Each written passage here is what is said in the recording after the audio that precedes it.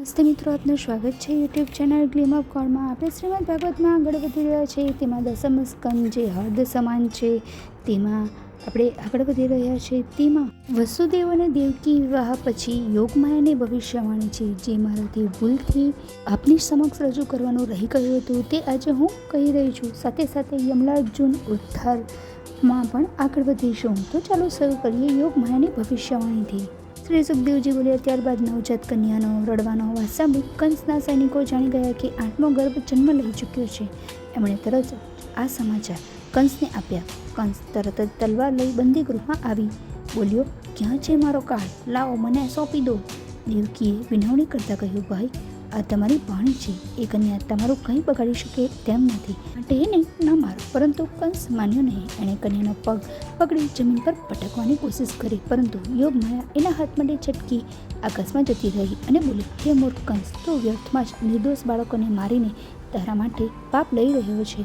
તારો કાળ તો બીજે ક્યાંક જન્મ લઈ ચૂક્યો છે. આટલું કહી યોગમાયા અંતર્ધ્યાન બની ગઈ. યોગમાયાની વાણી સાંભળી કંસ આશ્ચર્યમાં પડી ગયો. તેણે પોતાના કાર્ય ઉપર પસ્તાવો થવા લાગ્યો અને વાસુદેવ દેવકીને કેદમાંથી મુક્ત કરી દીધા. એ જ રાતે એણે પોતાના મંત્રીઓને બોલાવી યોગમાયાએ જે કહ્યું હતું તે જણાવી તેમની સાથે વિચાર વિમર્શ કર્યો. મંત્રીઓ બોલ્યા, જો આ વાત સાચી હોય તો અમે ગામ, નગર, બધી જગ્યાએ શોધીને નવજાત બાળકોને તરત જ મારી નાખીશું.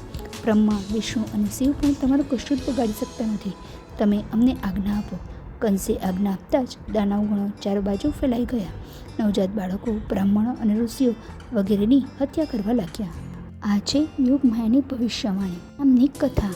હવે આપણે જોઈશું યમલાર્જુન ઉદ્ધાર. શ્રી સુખદેવજી બોલ્યા. એક દિવસ યશોદા દહીં વલોવી રહી હતી. પુત્ર વાત્સલ્યની અધિકતાથી એના સ્તનોમાંથી દૂધ ટપકી રહ્યું હતું. ત્યાં જ કનૈયો એમની પાસે આવ્યો એટલે માતા એને ગોદમાં બેસાડી દૂધ પીવડાવવા લાગી. એ જ વખતે ચૂલા ઉપર મૂકેલા દૂધમાં ઉભરો આવ્યો એટલે કનૈયાને નીચે બેસાડીને દૂધ ઉતારવા જતી રહી. જ્યારે એ પાછી ફરી તો જોયું કે દહીંની માટલી ફૂટેલી પડી છે અને બધું માખણ વેરાયેલું છે અને કનૈયો ત્યાં નથી. બાજુના ઓરડામાં જોયું તો કનૈયો ખાયણી ઊંધી પાડી એના ઉપર ચડી છીકે ટાંગવામાં આવેલ માખણ ખાઈ રહ્યો છે તથા વ્રજના વાનરોને પણ ખવડાવી રહ્યો છે. માતા ચૂપકી દીધી ત્યાં પહોંચી આ જોઈ કનૈયો નાસવા લાગ્યો, પણ માતાએ પાછળ દોડીને એને પકડી લીધો અને ખાંડણીયા સાથે દોરડા વડે બાંધવા લાગી. પરંતુ દોરડું 2 આંગળ નાનું પડી ગયું. ઘરમાં રહેલા બધા દોરડા ચોળવા છતાં પણ દોરડું નાનું જ પડી જતું હતું. આ જોઈ યશોદા આશ્ચર્યમાં ડૂબી ગઈ. જ્યારે કનૈયાને પોતાની માતા થાકેલી લાગી એટલે જાતે જ શીઘ્ર માતાના બંધનમાં બંધાઈ ગયો અને માતા ઘરના કામકાજમાં લાગી ગઈ. ત્યારે ભગવાન શ્રી કૃષ્ણે આંગણામાં ઉભેલા 2 અર્જુન વૃક્ષો, જે પહેલા યક્ષ કુબેરના પુત્રો નલકુંવર અને મણિગ્રીવ હતા, તેમના ઉદ્ધારનો વિચાર કર્યો, જેમને નારદજીએ શાપ આપ્યો હતો. પરીક્ષિતે પૂછ્યું, હે ભગવાન, કૃપા કરી જણાવો કે નલકુંવર અને મણિગ્રીવ ઉપર નારદ કેમ કુપિત બન્યા હતા? શ્રી સુખદેવજી બોલ્યા, નલકુંવર અને મણિગ્રીવ કુબેરના પુત્ર હતા. એ મદોન્મત્ત બની ગયા હતા. એકવાર મદિરા પીને દેવાંગનાઓ સાથે જળક્રીડા કરવા લાગ્યા. એ જ વખતે નારદજી ત્યાંથી પસાર થયા. એમને જોતા દેવાંગનાઓએ તો પોતાના વસ્ત્રો પહેરી લીધા, પરંતુ એ બંને નગ્ન જ ક્રીડા કરતા રહ્યા. આથી ક્રોધે ભરાયેલા નારદજીએ એમને વૃક્ષ બની જવાનો શાપ આપ્યો. ત્યારે બંને યક્ષ નારદજીના ચરણોમાં પડી કરગરવા લાગ્યા. ત્યારે નારદજી બોલ્યા, જ્યારે ભગવાનનો કૃષ્ણ અવતાર થશે ત્યારે એ તમારો ઉદ્ધાર કરશે. એટલે તેઓ વ્રજમાં યમલાર્જુન નામના વૃક્ષ બની ગયા.